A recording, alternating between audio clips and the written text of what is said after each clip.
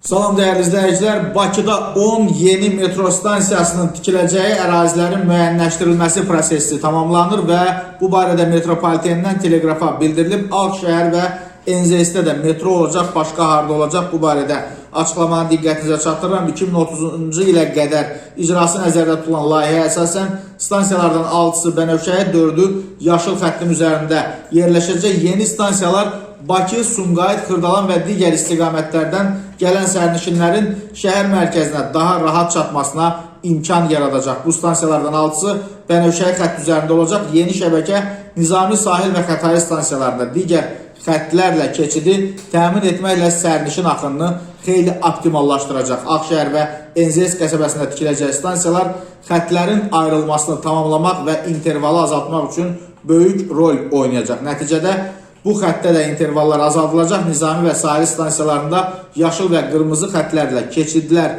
yaradılacaq. Dövlət proqramının yekununda isə sərnişin daşıma metronun gücü 88 milyon nəfər artırılacaq.